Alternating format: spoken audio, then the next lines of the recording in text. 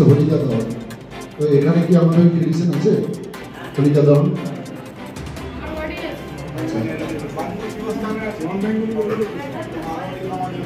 যদি কাউন্সিলর একটু বলেন যে কোন কোন এরিয়া আছে। আমি শ্রাবণী ম্যাডামকে আজকে যারা উপস্থিত আছেন একটা প্রভাব রাখেন, যারা এলাকার পপুলার, যারা এলাকার মানুষজন, যাদের কিভাবে আমরা মানুষকে সুস্থ পরিষেবা দিতে পারবো। দ্বিতীয়ত কোনো বিশৃঙ্খল পরিস্থিতি তৈরি যাতে না হয়, তৃতীয়ত কোনো জীবনহানি যাতে না ঘটে, এরকম আরো কিছু কিছু আছে ছোটখাটো অনেক যেগুলো দুর্ঘটনা ঘটতে পারে, সেগুলো যাতে না ঘটে। মানুষকে কেন বলবো বিকৃত, তখন রঙও কিন্তু অপেক্ষায় থাকবে, কেন এই সময়তে এখানে রং বেশি বিক্রি হয়।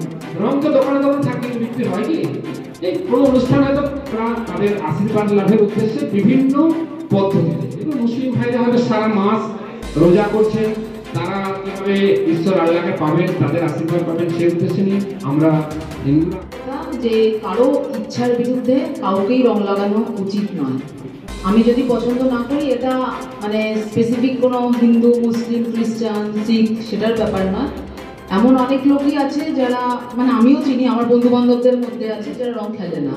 এবার আমি যদি জোর করে তাকে রং লাগানোর চেষ্টা করি, অবভিয়াসলি ঝামেলা হবে, ও আমার সাথে ঝগড়া করবে, তারপরে ওখান থেকে হাতাহাতি। তো সেইটা ধর্মের উপর ডিপেন্ডেন্ট নয়, এটা আমার পার্টিকুলার, আমার পার্সোনাল চয়েস। আর we should respect anyone's personal choice. এরপরে আর কোনো কথা হবে না। উনি যদি না বলছেন, তাহলে সেই নায়ের সম্মান দিয়ে আমাদের চুপচাপ সরে যেতে হবে।